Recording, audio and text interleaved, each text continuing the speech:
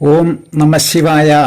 ജ്യോതിഷ രത്നം ചാനലിലേക്ക് ഏവർക്കും സ്വാഗതം.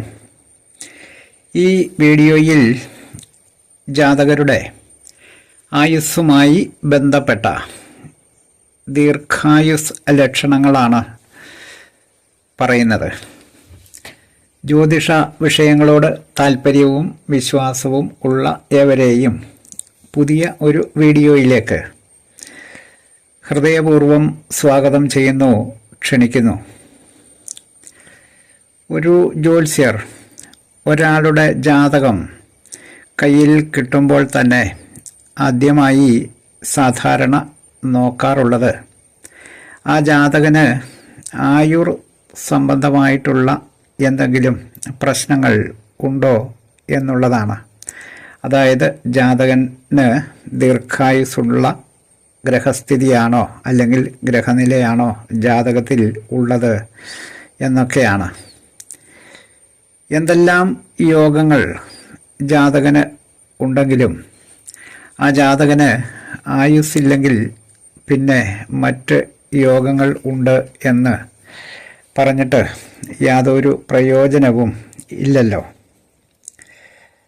അതിനാൽ ജാതക പരിഗണനയിൽ, അതായത് വിശകലനം ചെയ്യുമ്പോൾ ഏറ്റവും ആദ്യം ആയുസ്സിനെ സംബന്ധിച്ച് തന്നെയാണ് നോക്കുന്നത്.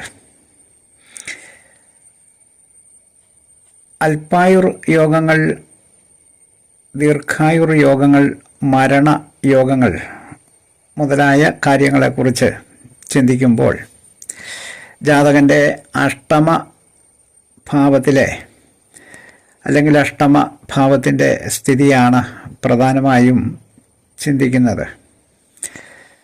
ഒന്നിനൊന്ന് വിരുദ്ധമായി കാണുന്നു എങ്കിൽ ഗ്രഹത്തിൻ്റെ ബലാബലം നോക്കി ഫലനിർണയം ചെയ്യുന്നതാണ് സാധാരണ രീതി. ഇതിൽ ലഗ്നം ദേഹവും അഷ്ടമം ജാതകൻ്റെ ജീവനും ആയിട്ടാണ് സങ്കല്പിക്കുന്നത്. ലഗ്നാധിപതിയും അഷ്ടമാധിപതിയും ഇവർ രണ്ട് ഗ്രഹങ്ങളും ബലവാന്മാരായിരുന്നാലും ഈ ഗ്രഹങ്ങൾ തമ്മിൽ പരസ്പരം ബന്ധുക്കൾ ആയിരുന്നാലും അവർ തമ്മിൽ, അതായത് ഈ ഗ്രഹങ്ങൾ തമ്മിൽ പരസ്പരം യോഗമോ ദൃഷ്ടിയോ ഉണ്ടായിരുന്നാലും, അതുപോലെ ഇവർ തമ്മിൽ പരിവർത്തനം ചെയ്ത് നിന്നാലും, പരിവർത്തനം ചെയ്യുക എന്ന് പറഞ്ഞാൽ ഒരു ഗ്രഹത്തിൻ്റെ ക്ഷേത്രം മറ്റേ ഗ്രഹം അവിടെ സ്ഥിതി ചെയ്യുകയും എന്നുള്ളതാണ് പരസ്പരം പരിവർത്തനം ചെയ്ത്, അതായത് പരസ്പരം ഗ്രഹങ്ങൾ മാറി രാശി മാറി നിൽക്കുന്നതിനെയാണ് പരിവർത്തനം ചെയ്യുക എന്ന് പറയുന്നത്. ഇങ്ങനെയൊക്കെയുള്ള ലക്ഷണങ്ങൾ കണ്ടാൽ ജാതകന് ദീർഘായുസ്സുണ്ട് എന്നതാണ് ഫലം. അതിൻ്റെ കാരണം ദേഹം ജീവം ഈ ബന്ധമാണ്. അതായത് ആദ്യമേ പറഞ്ഞല്ലോ, ലഗ്നം ദേഹവും അഷ്ടമം ജീവനും ആണ്. ഇവ തമ്മിലുള്ള ബന്ധമാണ് ജാതകൻ്റെ ദീർഘായുസ്സിനുള്ള കാരണം. മറ്റ് ഗ്രഹസ്ഥിതികൾ പറയാം. ലഗ്നത്തിലോ മറ്റ് കേന്ദ്രഭാവങ്ങളിൽ എവിടെയെങ്കിലുമോ, അതായത് ലഗ്നത്തിലോ മറ്റ് കേന്ദ്രഭാവങ്ങളെന്ന് പറയുന്നത് 4, 7, 10 ആണ്. ഈ കേന്ദ്രഭാവങ്ങളിൽ എവിടെയെങ്കിലുമോ വ്യാഴവും ശുക്രനും കൂടി ഒരുമിച്ചു നിന്നാൽ, അതായത് ലഗ്നത്തിലോ മറ്റ് കേന്ദ്രഭാവങ്ങളിലോ എവിടെയെങ്കിലും വ്യാഴവും ശുക്രനും കൂടി ഒരുമിച്ച് നിൽക്കുന്നു എങ്കിൽ ആ ജാതകന് 100 വയസ്സ് വരെ ആയുസ്സുണ്ടാകും എന്നാണ്. എന്ന് മാത്രമല്ല, മറ്റുള്ള ഗ്രഹങ്ങളിൽ നിന്ന് യോഗം ദൃഷ്ടി മുതലായവ കൊണ്ട് ഉണ്ടാകുന്ന അല്ലെങ്കിൽ ജാതകന് ഉണ്ടാകാവുന്ന അരിഷ്ടതകൾ ഒന്നും തന്നെ ജാതകനെ സംബന്ധിച്ച് അനുഭവം ആകുകയും ഇല്ല.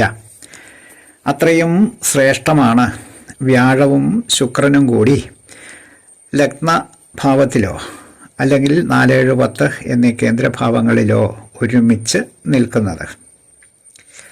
അടുത്തത് ജാതക ഗ്രഹനിലയിൽ 9ാം ഭാവാധിപൻ 11ാം ഭാവത്തിൽ നിൽക്കുന്നത്.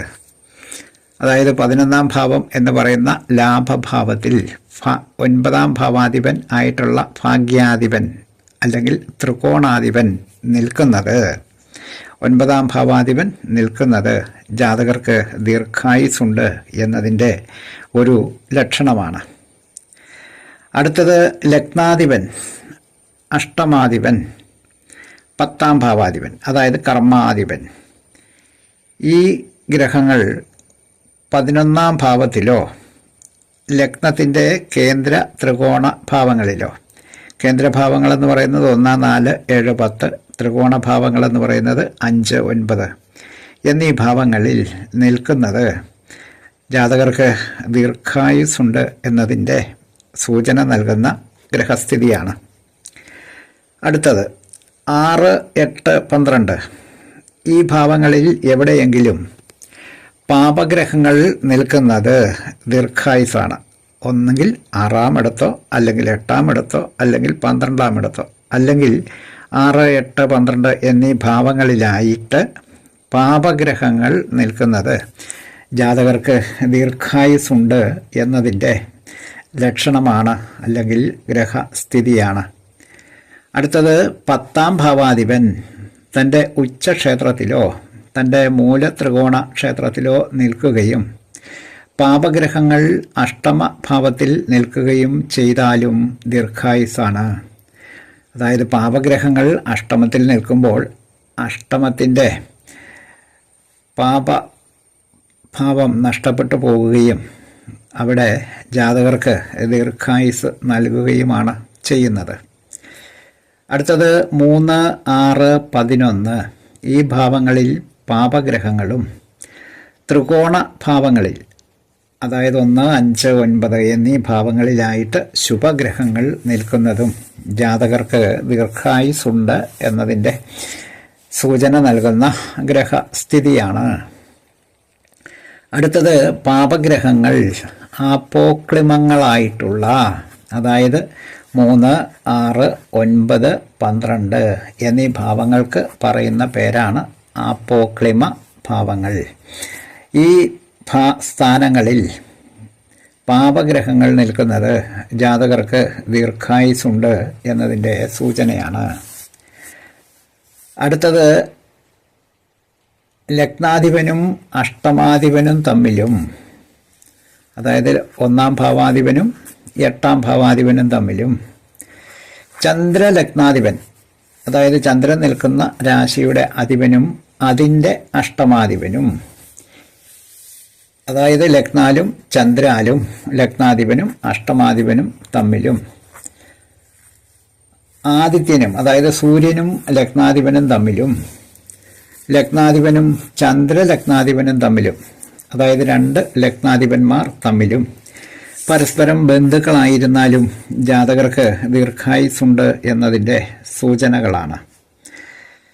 അതായത് അത് തരംതിരിച്ച് പറഞ്ഞാൽ ആദ്യത്തേത് ലഗ്നാധിപനും അഷ്ടമാധിപനും തമ്മിലും അതായത് ലഗ്നാധിപനും 8ാം ഭാവാധിപനും തമ്മിലും ബന്ധുക്കളായിരുന്നാൽ ദീർഘായുസ് ലക്ഷണമാണ്.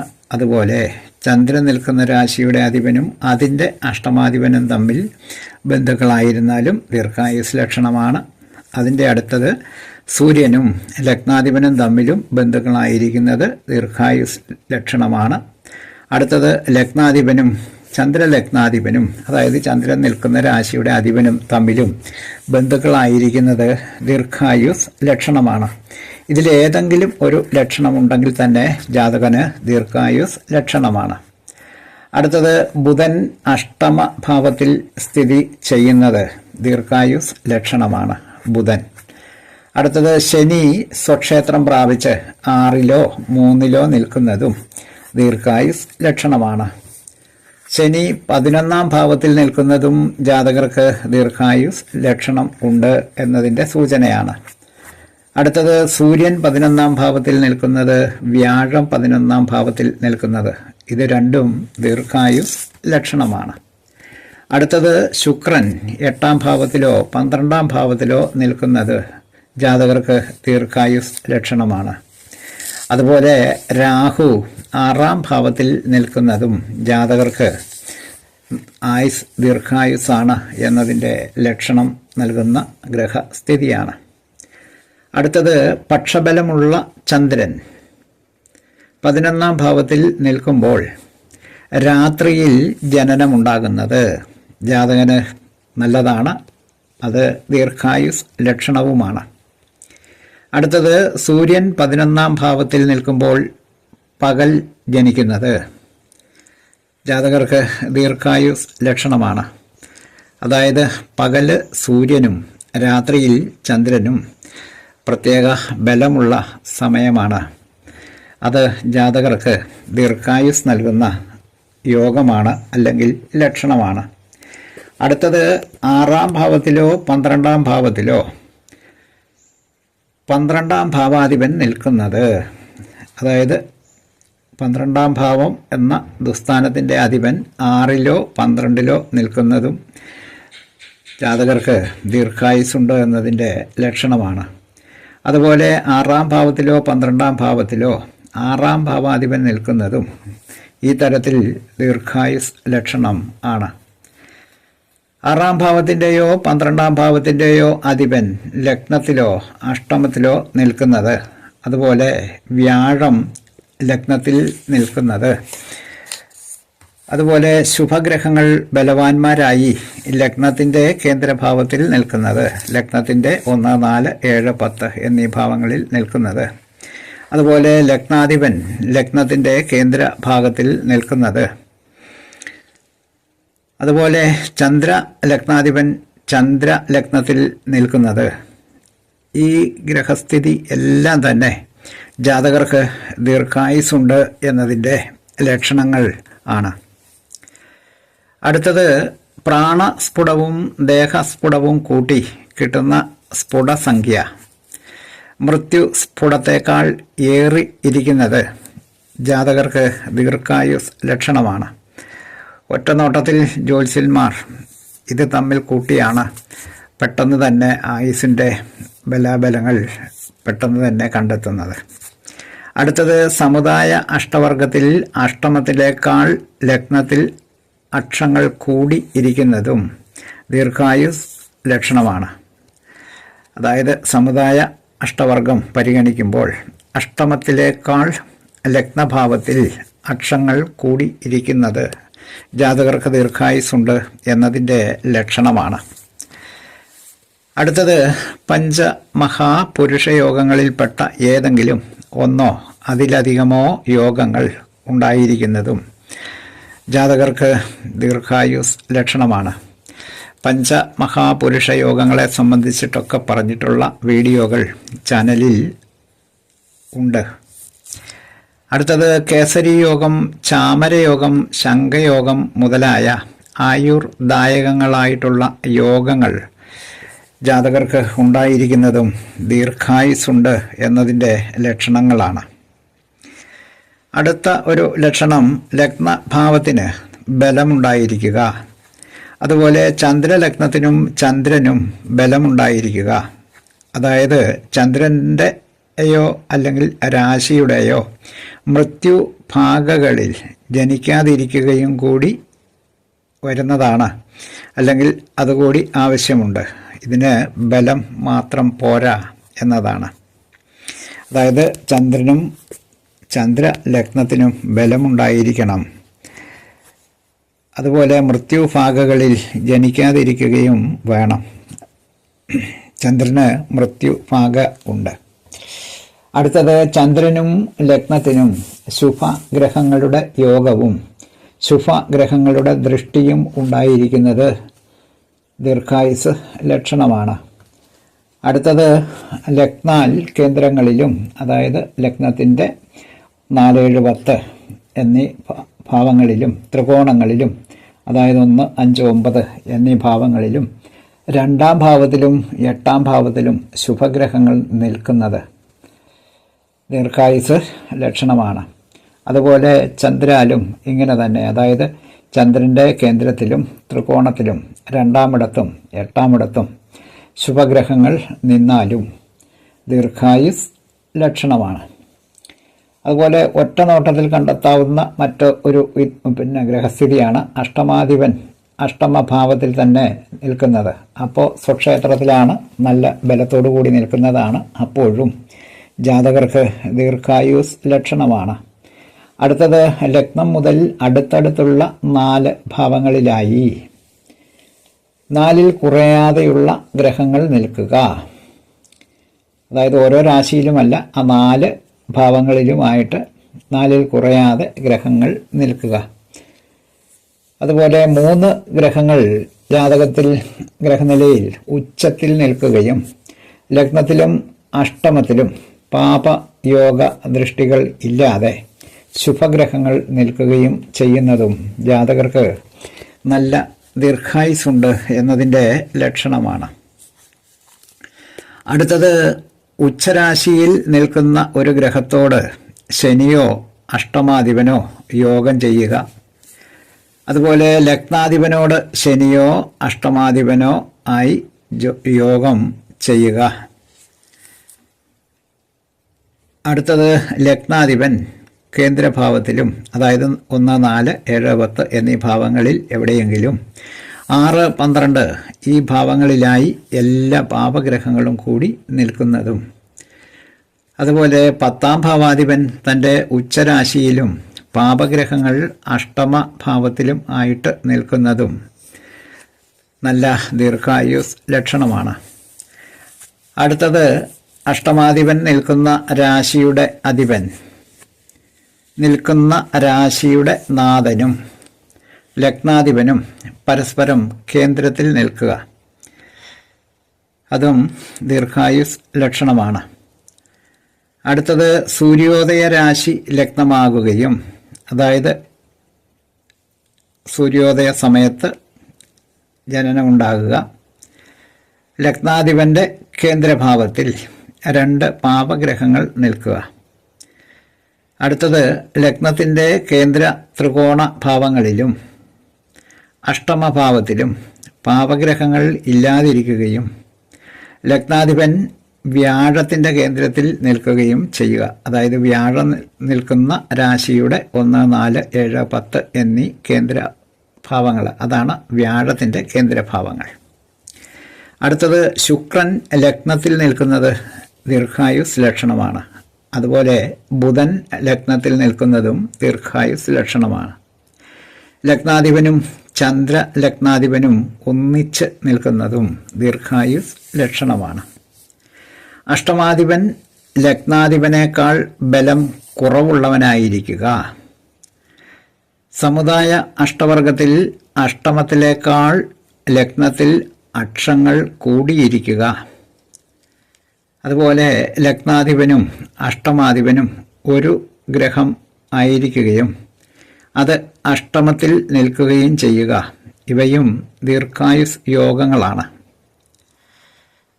അതുപോലെ കന്നിമാസത്തിൽ തുലാം ലഗ്നമായി ജനിക്കുന്നവന് 80 വയസ്സിനു മേലാണ് ആയുസ് പറയുന്നത് ആചാര്യന്മാർ. ഇതൊരു വിശേഷ വിധിയാണ്. അതായത് കന്നി മാസം ജനനവും തുലാം ലഗ്നവും ആയിരിക്കുമ്പോൾ ഇങ്ങനെ ധാരാളം ദീർഘായുസ് യോഗങ്ങളുണ്ട്. ഇവയോട് സാമ്യമുള്ള വിധം യോഗങ്ങൾ ഉണ്ടെങ്കിൽ അവയെയും കണ്ടുപിടിച്ച് ദീർഘായുസിൻ്റെ ലക്ഷണ സ്ഥിതികൾ ആക്കി മാറ്റി എടുക്കാവുന്നതാണ്. അടുത്തത് 100 വയസ്സുവരെ ജാതകർക്ക് ആയുസ്സുണ്ട് എന്നതിൻ്റെ ഗ്രഹസ്ഥിതിയെ സംബന്ധിച്ച് പറയാം. ഇതിൽ പാപയോഗം പാപദൃഷ്ടി, അതായത് പാപഗ്രഹങ്ങളുടെ യോഗം പാപഗ്രഹങ്ങളുമായ ദൃഷ്ടി ഇവയൊന്നുമില്ലാതെ വ്യാഴം ശുക്രൻ എന്നീ ഗ്രഹങ്ങൾ അതീവ ബലവാന്മാരായി ലഗ്ന കേന്ദ്രത്തിൽ നിൽക്കുക. അതായത് ലഗ്നം 4, 7, 10 ഈ ഭാവങ്ങളിൽ എവിടെയെങ്കിലും നിൽക്കുക. 100 വയസ്സുവരെ ആയുസ്സാണ്. അടുത്തത് ബലവാനായിട്ടുള്ള ശനി ലഗ്നഭാവത്തിലോ 9-ാം ഭാവത്തിലോ നിൽക്കുകയും ബലവാനായ ചന്ദ്രൻ 9, 12 എന്നീ ഭാവങ്ങളിൽ ഒന്നിൽ നിൽക്കുകയും ചെയ്യുന്നത് ജാതകർക്ക് 100 വയസ്സുവരെ ആയുസ്സുണ്ട് എന്നതിൻ്റെ ഗ്രഹസ്ഥിതിയാണ്. അടുത്തത് ലഗ്നം മീനമോ ധനുവോ ആകുക, അതായത് വ്യാഴത്തിൻ്റെ ക്ഷേത്രങ്ങൾ. കേന്ദ്ര ത്രികോണങ്ങളിലും, അതായത് 1, 4, 7, 10, 5, 9 എന്നീ ഭാവങ്ങളിലും അഷ്ടമത്തിലും, അതായത് 8-ാം ഭാവത്തിലും പാപഗ്രഹങ്ങൾ ഇല്ലാതിരിക്കുക. അതുപോലെ കേന്ദ്ര ത്രികോണ ഭാവങ്ങളിൽ എവിടെയെങ്കിലും വ്യാഴമോ ശുക്രനോ നിൽക്കുക. ത്രികോണങ്ങളിലും അഷ്ടമത്തിലും ശുഭയോഗമോ ശുഭഗ്രഹങ്ങളുടെ ദൃഷ്ടിയോ ഉണ്ടാകുക. ഇങ്ങനെ യോഗം കണ്ടാൽ അതും 100 വയസ്സുവരെ ആയുസ്സുണ്ട് എന്നതിൻ്റെ ഗ്രഹസൂചനയാണ്. അടുത്തത് ലഗ്നാലും ചന്ദ്രാലും അഷ്ടമഭാവത്തിൽ ഗ്രഹങ്ങൾ ഇല്ലാതെ ഇരിക്കുകയും ശുക്രനും വ്യാഴവും നല്ല ബലവാന്മാരായിരിക്കുകയും ചെയ്യുന്നതും ഗുരുവും ശുക്രനും, അതായത് വ്യാഴവും ശുക്രനും കേന്ദ്രത്തിലും, അതായത് 1, 4, 7, 10 എന്നീ ഭാവങ്ങളിലും ചന്ദ്രൻ വർഗോത്തമം ചെയ്ത് 11-ാം ഭാവത്തിലും നിൽക്കുക. വർഗോത്തമം ചെയ്യുക എന്ന് പറഞ്ഞാൽ ഗ്രഹനിലയിലും അംശകത്തിലും ഒരേ രാശിയിൽ 11-ാം ഭാവത്തിലായിട്ട് ചന്ദ്രൻ നിൽക്കണം. അതുപോലെ രാത്രിയിൽ ജനിക്കുകയും ചെയ്യുക. അപ്പോൾ രാത്രിയിലാകുമ്പോൾ ചന്ദ്രന് നല്ല ബലവും ഉണ്ടാകുന്നു. ഇതൊക്കെ 100 വയസ്സുവരെ ആയുസ്സുണ്ട് എന്നതിൻ്റെ യോഗമാണ്. അടുത്തത് ബുധനും ശുക്രനും കേന്ദ്ര ഭാവങ്ങളിൽ എവിടെയെങ്കിലുമായി നിൽക്കുക. അതായത് ബുധൻ, ശുക്രൻ ഈ ഗ്രഹങ്ങൾ കേന്ദ്രത്തിൽ, അതായത് 1, 4, 7, 10 ഈ ഭാവങ്ങളിൽ എവിടെയെങ്കിലുമായി നിൽക്കുക. അതുപോലെ ശുക്രൻ മീനൻ രാശിയിലും ശുഭഗ്രഹത്തിൻ്റെ ദൃഷ്ടിയുള്ള ചന്ദ്രൻ അഷ്ടമ ഭാവത്തിലും, അതല്ലെങ്കിൽ കേന്ദ്രത്തിലും. കേന്ദ്രമെന്ന് പറയുന്നത് 1, 4, 7, 10 ഇതിൽ നിൽക്കുക. മറ്റൊന്ന് കർക്കിടകത്തിൽ ചന്ദ്രനും ഗുരുവും, അതായത് വ്യാഴവും 3, 6, 11 ഈ ഭാവങ്ങളിൽ ശുഭഗ്രഹങ്ങളും നിൽക്കുക. ഇതും ദീർഘായുസ് ലക്ഷണമാണ്, അതായത് 100 വയസ്സുവരെ ആയുസ് ലക്ഷണമാണ്. അടുത്തത് ശുക്രനും ബുധനും ലഗ്നഭാവത്തിലും മറ്റുള്ള ഗ്രഹങ്ങൾ 3, 6, 11 ഈ ഭാവങ്ങളിലും നിൽക്കുന്നതും ദീർഘായുസ് ലക്ഷണമാണ്. മേൽപ്പറഞ്ഞ 9 യോഗങ്ങളിൽ ഏതെങ്കിലും ഒരു യോഗം ഉള്ള ജാതകർ 100 വയസ്സുവരെ ജീവിച്ചിരിക്കും എന്നാണ് ആചാര്യന്മാർ പറയുന്നത്. സൂര്യൻ, ചൊവ്വ, ശനി ഈ ഗ്രഹങ്ങൾ, അതായത് ഈ 3 പാപഗ്രഹങ്ങൾ ചരരാശിയിലും വ്യാഴവും ശുക്രനും സ്ഥിര രാശികളിലും ചന്ദ്രനും ബുധനും ഉഭയരാശികളിലും ആയി നിൽക്കുന്നതും ജാതകർക്ക് 100 വയസ്സുവരെ ആയുസ്സുണ്ട് എന്നതിൻ്റെ സൂചനയാണ്. ലഗ്നാധിപൻ നിൽക്കുന്ന രാശിയിൽ നിന്ന് 6, 8, 12 ഈ ഭാവങ്ങളിൽ പാപഗ്രഹങ്ങൾ നിൽക്കുകയും 8-ാം ഭാവത്തിൽ യാതൊരു ശുഭഗ്രഹവും ഇല്ലാതെ ഇരിക്കുകയും ചെയ്യുന്നതും ജാതകന് 60 വയസ്സുവരെ ആയുസ്സുണ്ട് എന്നതിൻ്റെ ഒരു സൂചനയാണ്. അടുത്തത് സൂര്യൻ, ചൊവ്വ, ശനി ഈ 3 ഗ്രഹങ്ങൾ ലഗ്നഭാവത്തിലും, അതായത് 3 പാപഗ്രഹങ്ങളും ലഗ്നഭാവത്തിലും വ്യാഴം കേന്ദ്രഭാവത്തിലും 5-ാം ഭാവത്തിലോ 12-ാം ഭാവത്തിലോ ചന്ദ്രനും നിൽക്കുകയാണെങ്കിൽ ജാതകൻ 70 വയസ്സുവരെ ജീവിച്ചിരിക്കും, അതായത് മധ്യായുസ് പൂർണ്ണമായിട്ടും ഉണ്ടാകും എന്നതാണ്. അടുത്തത് വ്യാഴവും ചന്ദ്രനും 4-ാം ഭാവത്തിലും ലഗ്നാധിപൻ ബലവാനായി 11-ാം ഭാവത്തിലും ഏതെങ്കിലും ഒരു ശുഭഗ്രഹം 10-ാം ഭാവത്തിലും നിൽക്കുന്നു എങ്കിൽ ജാതകൻ 80 വയസ്സുവരെ ആയുസ്സുള്ള ജാതകൻ ആയിരിക്കും. ലഗ്നാധിപനും ശുഭഗ്രഹങ്ങളും കേന്ദ്ര ഭാവത്തിൽ നിൽക്കുന്നത് ദീർഘായുസ് ലക്ഷണങ്ങളുണ്ട് എന്നതിൻ്റെ ഗ്രഹ സൂചനയാണ്. അതായത് ദീർഘായുസിൻ്റെ ഗ്രഹസ്ഥിതിയാണ്. ആയുസ്സിനെ സംബന്ധിച്ചുള്ള കാര്യങ്ങളുടെ വിശദാംശങ്ങൾ പറഞ്ഞ വീഡിയോ ശ്രദ്ധിച്ചിട്ടുള്ള എല്ലാവർക്കും നന്ദി, നമസ്കാരം. തലക്കുറി, ജാതകം, വിവാഹപ്പൊരുത്തം, മുഹൂർത്തം, പ്രശ്നം തുടങ്ങിയ ജ്യോതിഷ സംബന്ധമായിട്ടുള്ള എല്ലാവിധ സേവനങ്ങൾക്കും 9605232894 എന്ന ഫോൺ നമ്പറിലോ ഇതേ നമ്പറിലുള്ള വാട്സപ്പിലോ ബന്ധപ്പെടാവുന്നതാണ്. സ്നേഹപൂർവം മോഹനൻ ജ്യോത്സ്യർ, ജ്യോതിഷ ആചാര്യ. ഓം നമഃ ശിവായ.